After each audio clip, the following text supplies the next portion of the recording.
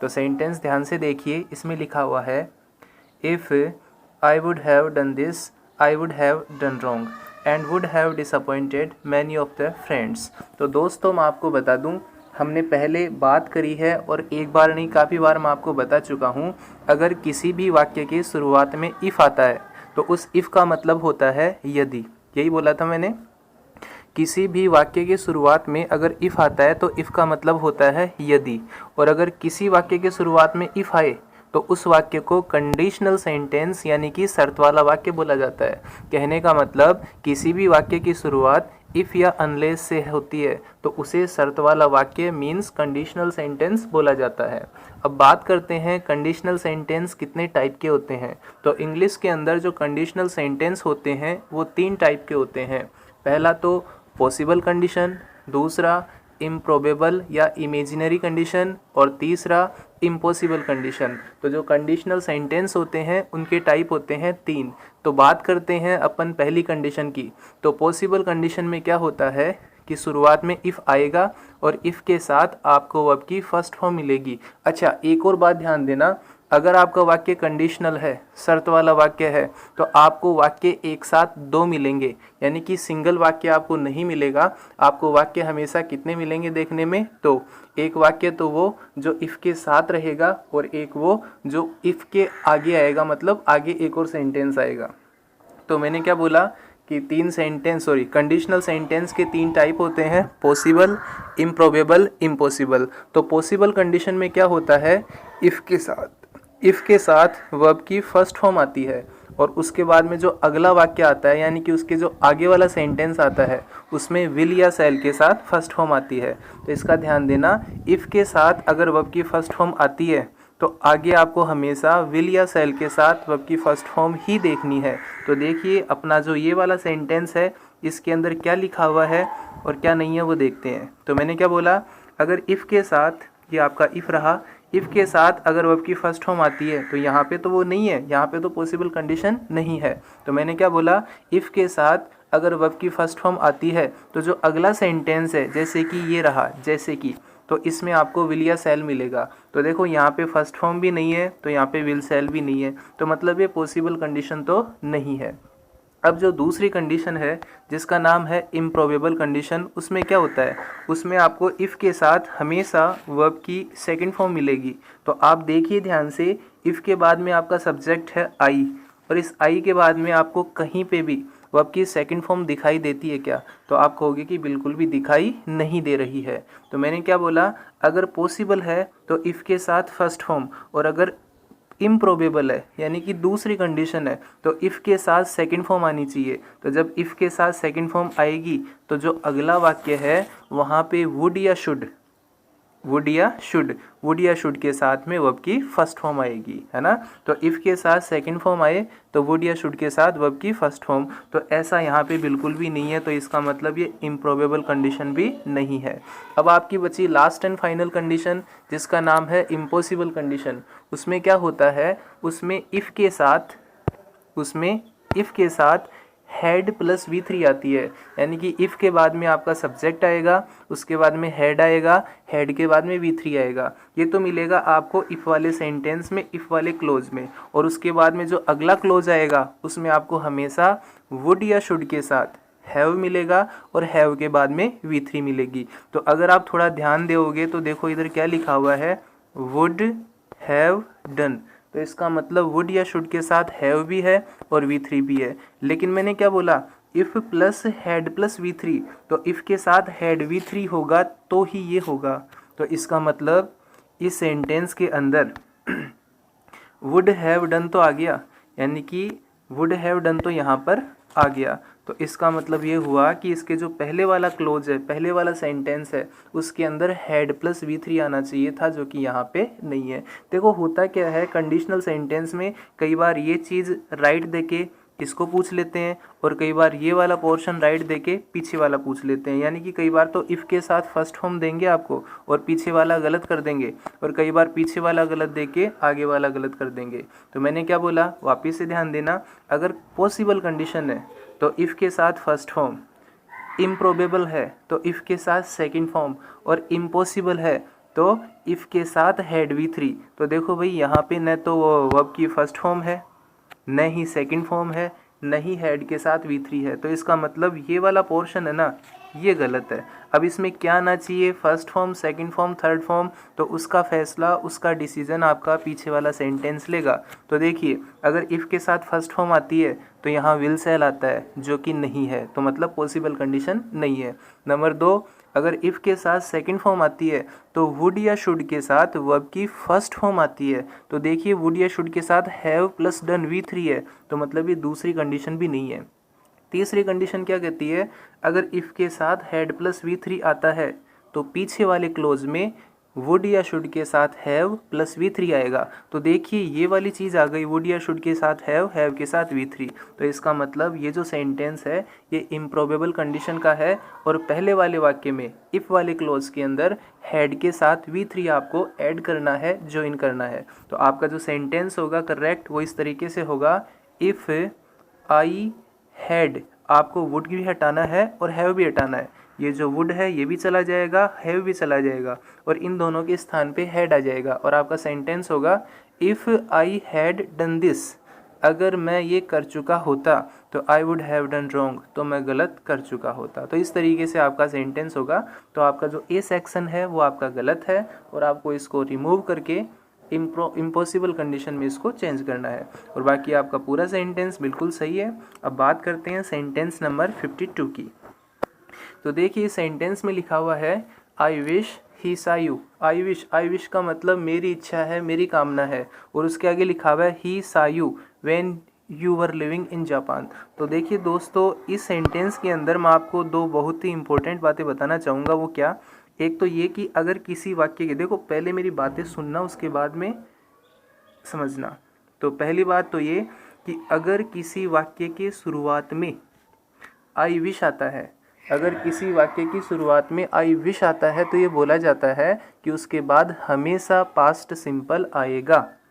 अब वो कौन कौन से वर्ड हैं वो भी बता देता हूँ। जैसे अगर किसी वाक्य की शुरुआत में इट इज़ टाइम आए, इट इज़ हाई टाइम आए, इट इज़ अबाउट टाइम आए, आई विश आ जाए, या एज इफ़ आ जाए, एज दाउ आ जाए, इफ़ आ जाए, तो जहाँ भी ऐसे आपको फ्रेज़ दिखाई दे जाए वहाँ पे हमेशा पास्ट सिंपल आना है। अब आप कहोगे सर आई विश आ गया, हाँ बिल्कुल आ गया, तो इसके बाद में जो सा है, जो आपकी सेकंड फॉर्म है, ये पास्ट सिंपल को ही तो बता रही है। तो इसका मतलब आपका ए सेक्शन और बी सेक्शन तो सही है, लेकिन मैं क्या कहना चाहता हूँ वो ध्यान से सुनो। अगर आपका वाक्य केवल इतना सा ही आता और पीछे वाला क्लोज इसमें ऐड नहीं होता तो आपका सेंटेंस ये बिल्कुल सही था। आई विश ही सा यू, मेरी इच्छा है कि वह तुम्हें देखता।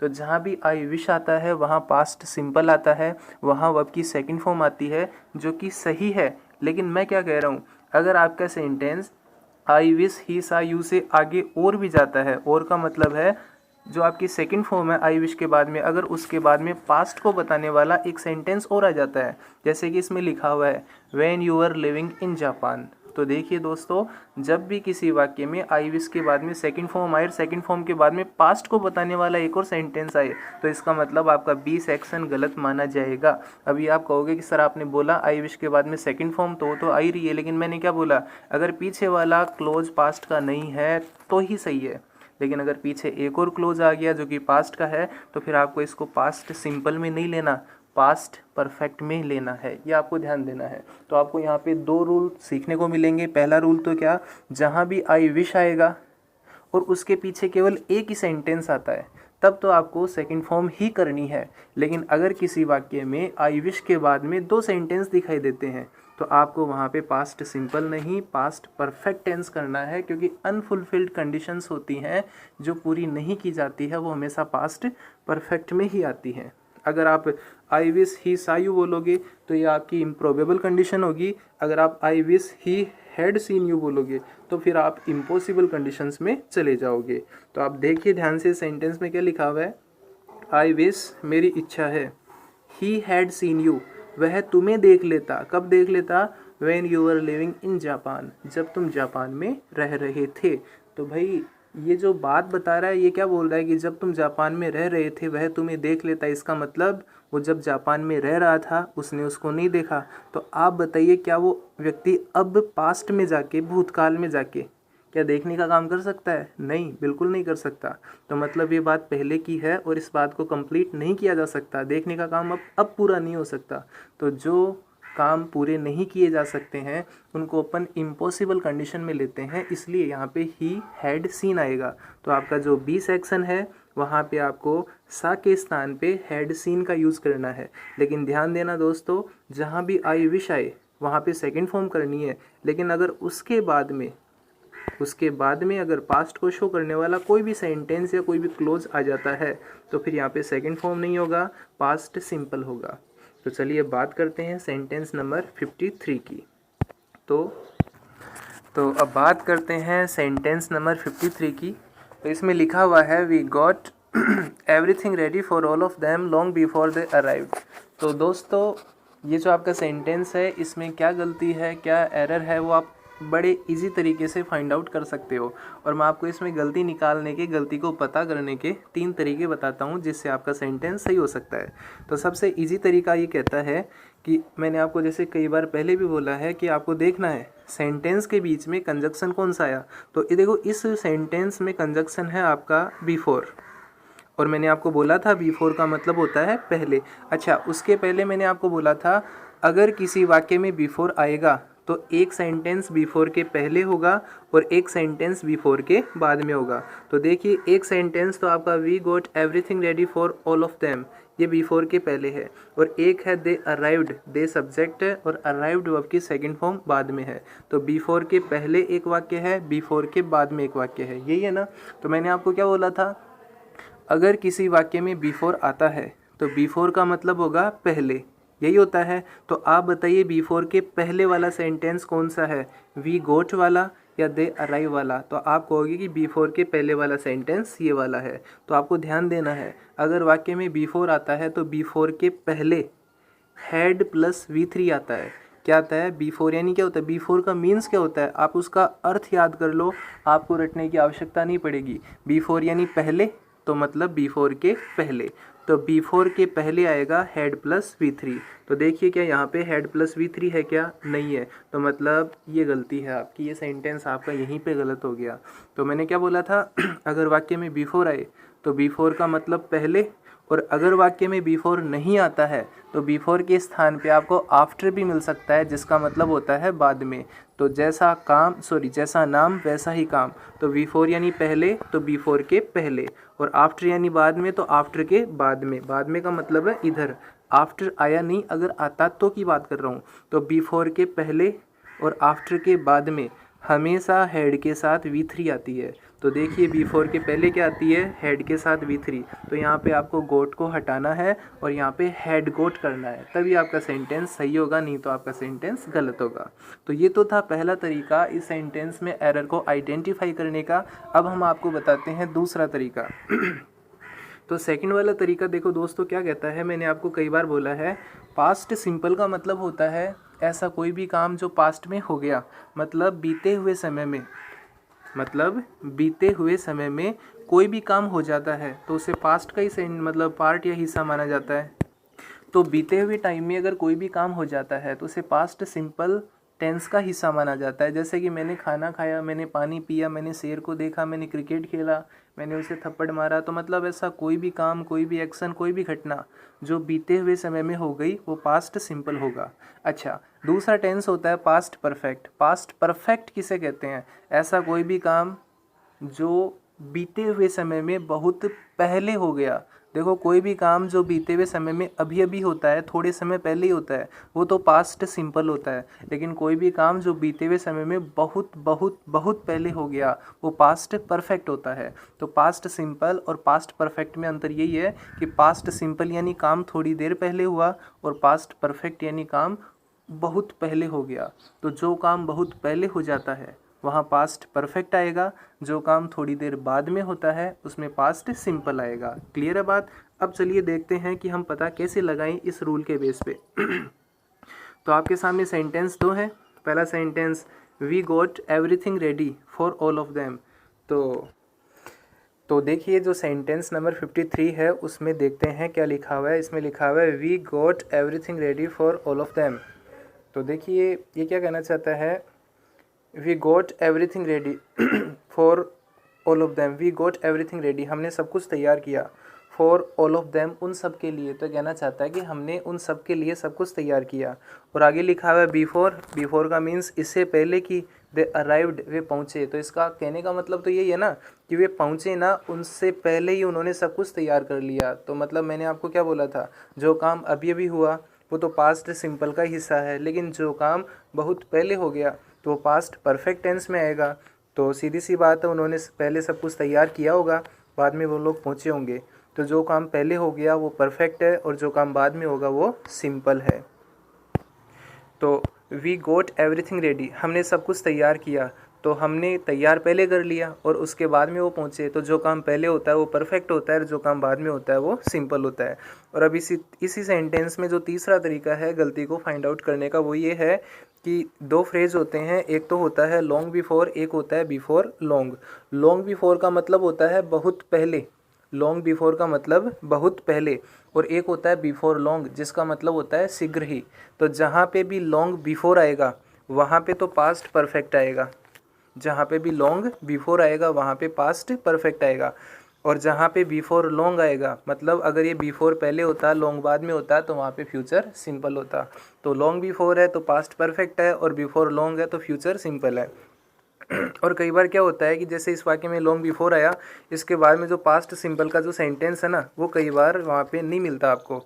तो आपको लॉन्ग बिफोर में भी दो बातें ध्यान में रखनी है कि लॉन्ग बिफोर के बाद में पास्ट सिंपल है तभी पास्ट परफेक्ट आएगा, और अगर इसके बाद में पास्ट सिंपल नहीं है तो यहाँ पे भी पास्ट सिंपल ही आएगा। कहने का मतलब अगर वाक्य में लॉन्ग बिफोर आता है तो सेंटेंस दो आ सकते हैं, इसके पहले पास्ट सिंपल भी आ सकता है, पास्ट परफेक्ट भी आ सकता है। तो लॉन्ग बिफोर के बाद में अगर कोई पास्ट का सेंटेंस है तभी पास्ट परफेक्ट करना है। तो लॉन्ग बिफोर आए तो पास्ट परफेक्ट और बिफोर लॉन्ग आए तो फ्यूचर सिंपल, जिसका मतलब होता है शीघ्र ही। अब चलो बात करते हैं सेंटेंस नंबर 54 की। इसमें लिखा हुआ है she was with me up till now. तो देखिए थोड़ा सा प्रिंटिंग मिस्टेक है, इसमें अप टिल नाउ नहीं है अनटिल नाउ होगा। वैसे तो अनटिल नाउ का मतलब अभी तक नहीं होना चाहिए, लेकिन नॉर्मली इसको पॉजिटिव सेंस में ही लेते हैं जिसका मतलब होता है अभी तक। तो अनटिल नाउ आपको अगर दिखाई देता है तो उसका मतलब आपको अभी तक लेना है। तो इसमें लिखा हुआ है she was with me until now so don't rebuke her for getting late. तो देखिए जो पीछे वाला सेंटेंस है ना, इसमें लिखा हुआ है so don't rebuke her for getting late, इसलिए उसे लेट होने के लिए मत डांटो, इसलिए उसे लेट होने के लिए मत डांटो। क्यों मत डांटो? तो सीधी सी बात है कि वह मेरे साथ है, ऐसा ही आप बोलना चाहते हो।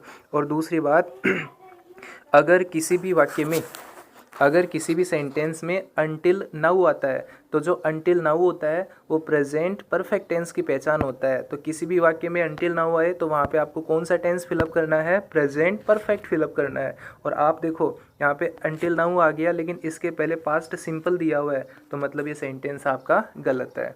अच्छा, बहुत सारे लोग बोलेंगे कि सर नाउ तो प्रेजेंट कंटिन्यूस में होता है। हाँ होता है, लेकिन मैं क्या कह रहा हूँ, एक तो होता है नाउ, एक होता है अनटिल नाउ। तो अगर आपको केवल नाउ दिखाई देता है, केवल NOW दिखाई देता है, तब तो यहाँ पे प्रेजेंट कंटिन्यूस आएगा। लेकिन अगर ये नाउ अकेला नहीं आता, इसके साथ अनटिल आ जाता है, तो फिर आपको प्रेजेंट परफेक्ट टेंस काम में लेना है। क्लियर है बात? तो अगर इस वाक्य में नाउ आता, केवल नाउ आता, तब तो प्रेजेंट कंटिन्यूअस, लेकिन इसमें अनटिल नाउ आ गया तो यहाँ पे प्रेजेंट परफेक्ट आएगा।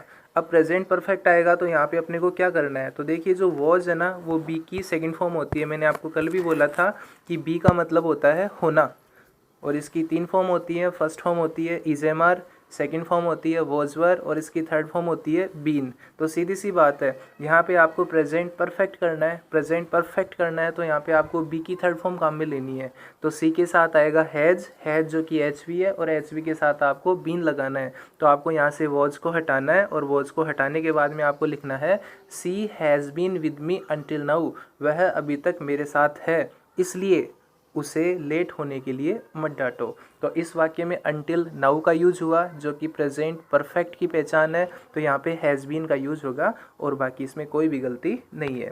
तो चलिए बात करते हैं सेंटेंस नंबर 54 की। तो इसमें लिखा हुआ है I have been adoring her for the voice with which she is gifted.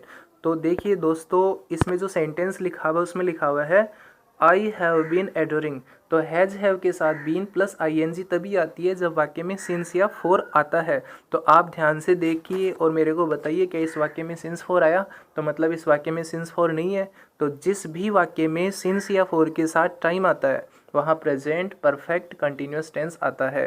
तो इसमें जब सिंस या फॉर के साथ टाइम है ही नहीं तो आप यहाँ पे प्रेजेंट परफेक्ट कंटिन्यूस टेंस नहीं कर सकते।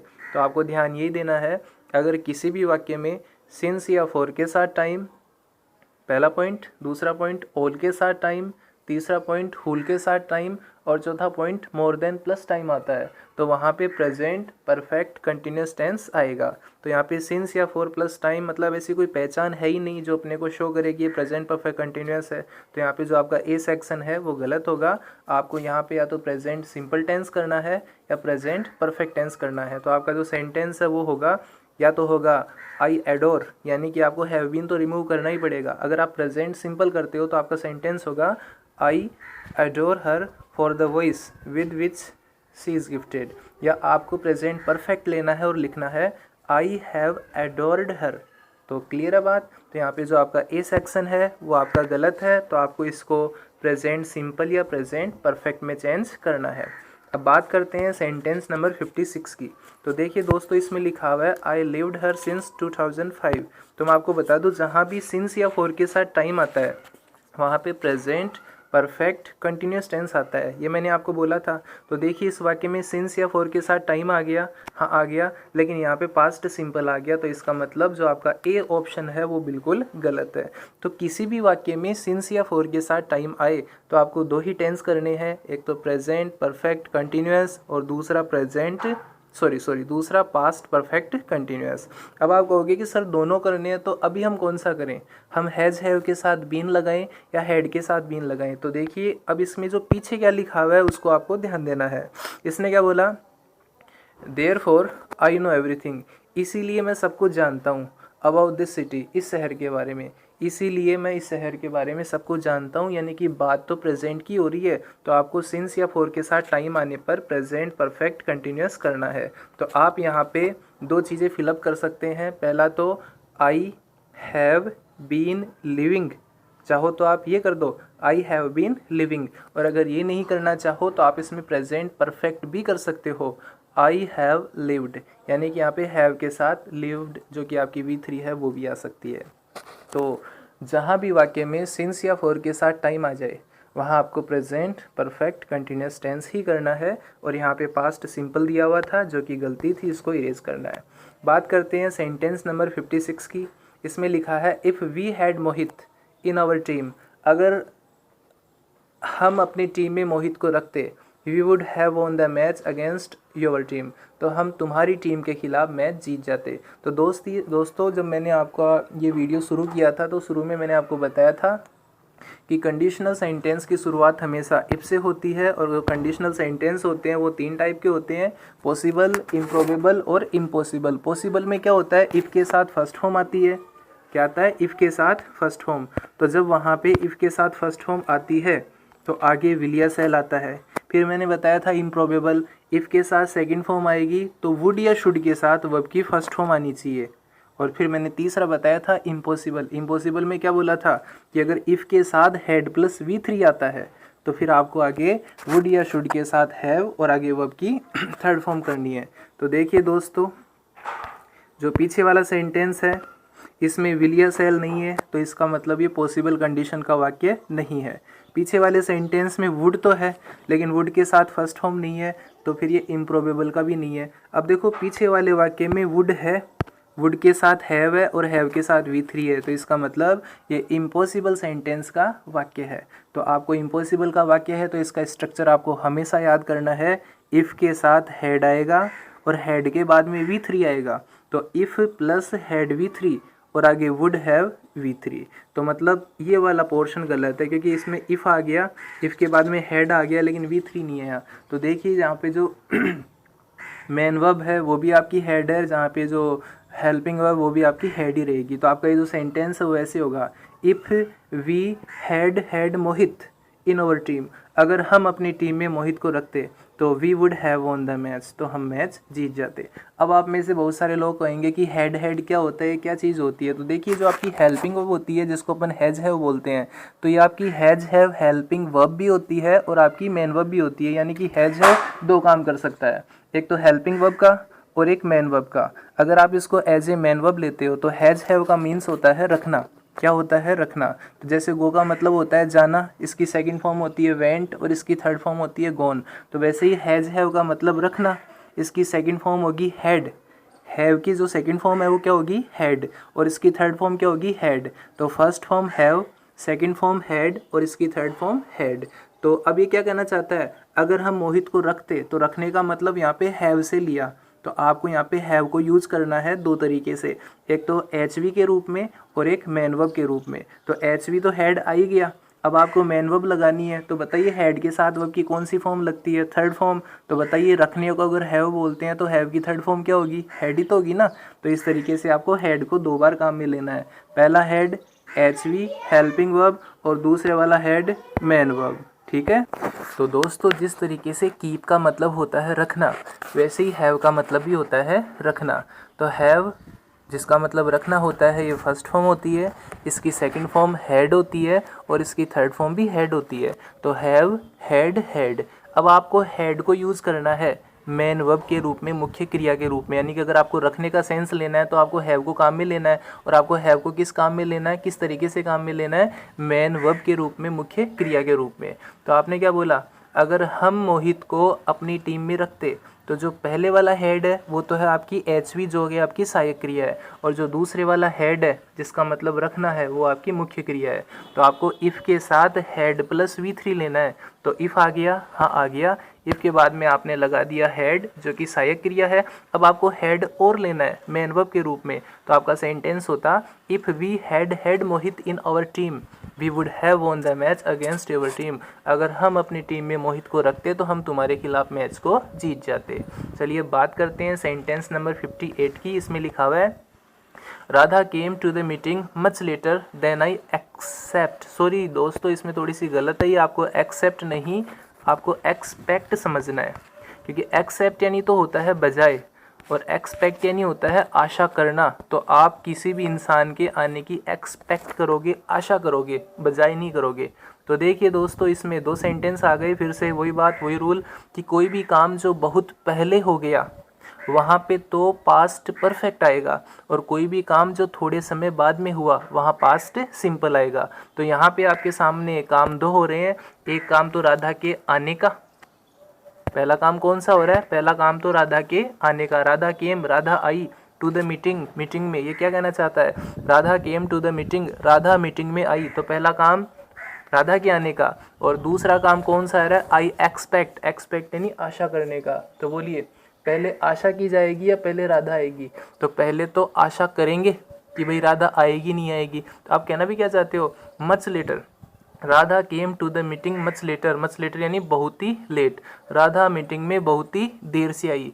देन आई एक्सपेक्ट, जितनी मैंने आशा की थी। तो आपने आशा तो पहले कर ली थी कि वो आएगी या नहीं आएगी, लेकिन जो आपने सोचा था, जो आपने एक्सपेक्ट किया था, जो आपने आशा की थी राधा, उसके भी बहुत देर बाद में आई।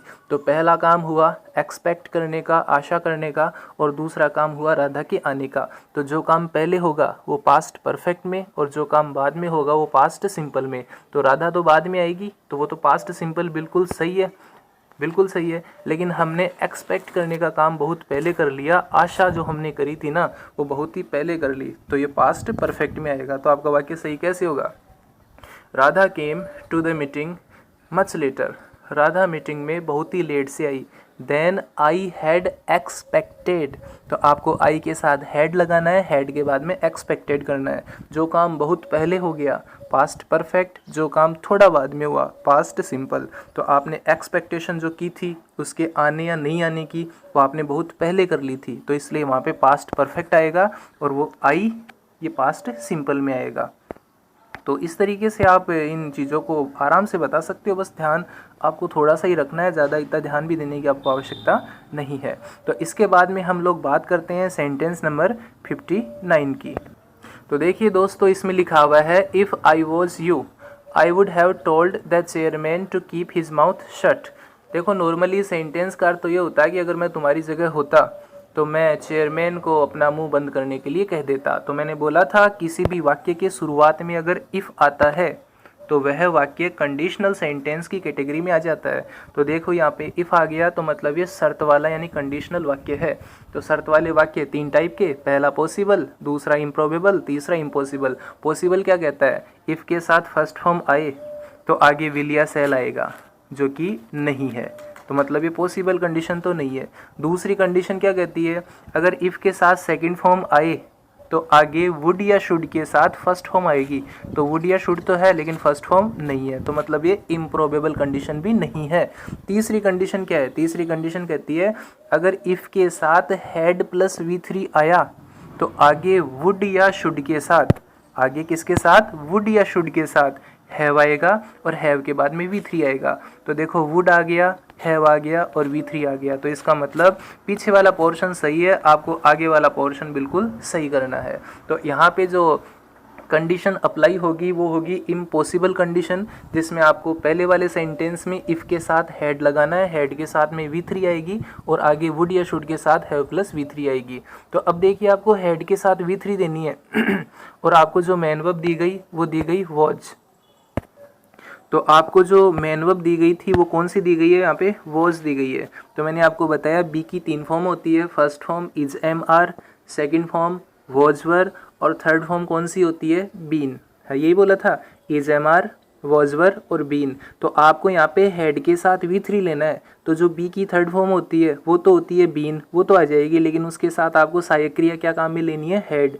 तो पहले वाला सेंटेंस होगा if I had been you, if I had been you. ये हैड बीन कैसे आया, इफ़ के साथ हैड तो आपकी HV हो गई, हेल्पिंग वर्ब हो गई, अब उसके साथ मेन वर्ब की थर्ड फॉर्म आनी चाहिए। तो आपको बी की थर्ड फॉर्म बीन काम में लेनी है, क्योंकि बी की फर्स्ट फॉर्म होती है is am are, second form होती है वॉज वर और थर्ड फॉर्म होती है बीन। तो इस तरीके से आपका सेंटेंस होगा if I had been you, अगर मैं तुम्हारी जगह होता तो I would have told that chairman to keep his mouth shut, तो मैं चेयरमैन को उसका मुंह बंद करने के लिए कह देता। तो यहाँ पे आपको इम्पॉसिबल कंडीशन इफ़ के साथ हैड प्लस V3 और आगे वुड या शुड के साथ हैव प्लस V3 काम में लेनी है। तो चलिए बात करते हैं अपने सेंटेंस नंबर 60 की, जिसमें लिखा हुआ है the lion did not eat her, शेर ने उसे नहीं खाया। ध्यान से देखिए यहाँ पे पास्ट सिंपल टेंस को काम में लिया गया और क्या लिखा गया है, the lion did not eat her, शेर ने उसे नहीं खाया, बिकॉज क्योंकि, क्योंकि क्यों नहीं खाया, क्योंकि ही इज़ ए काइंड लोयन, क्योंकि वह एक दयालु शेर है। नहीं, देखो बिकॉज जो आपकी कंजक्शन है उसके पहले तो पास्ट सिंपल आ गया और इधर प्रेजेंट सिंपल आ गया, तो मतलब ये जो सेंटेंस है बेमेल हो गया, आपको इसको सही करना है। तो जो चीज़ आपके कंजक्शन के पहले है वही चीज़ बाद में आनी चाहिए। तो the lion did not eat her, शेर ने उसे नहीं खाया, क्योंकि ही वॉज ए काइंड लोयन, क्योंकि वह एक दयालु शेर था। शेर ने उसे नहीं खाया, बात कब की कर रहे हैं, बात हम पहले ही कर रहे हैं कि शेर ने उसे नहीं खाया। क्यों नहीं खाया, क्योंकि वो दयालु शेर है या दयालु शेर था, क्योंकि वो दयालु शेर था। तो the lion did not eat her, शेर ने उसे नहीं खाया क्योंकि वह दयालु शेर था। तो आपका जो सी सेक्शन है वो गलत है, आपको यहाँ पे ही इज के स्थान पे ही वॉज को काम में लेना है। तो दोस्तों अगर आपको ये वीडियो पसंद आया हो तो आप इसको लाइक करें और इसको शेयर करें और ज़्यादा से ज़्यादा लोगों तक इस वीडियो को पहुँचाएं, ताकि बाकी लोगों को भी इस चीज़ का फ़ायदा हो सके। और इसके जो बाद में जो आगे के जो क्वेश्चंस है उसकी जो टेस्ट सीरीज़ हम लेके आएंगे वो अपने अगले वीडियो के अंदर आपके सामने होगी। और अगर आपको फिर भी कोई रूल समझ में नहीं आया हो या आपको लगता है कहीं पे कोई मिस्टेक है, कुछ ऐसा हो सकता है, तो आप बेझिझक आप कमेंट कीजिए कमेंट बॉक्स में और हमें बताइए, हम आपकी प्रॉब्लम्स को ज़रूर सॉर्ट आउट करेंगे। इसी के साथ आज के लिए बस इतना ही, धन्यवाद। मिलते हैं आपसे अगले वीडियो में।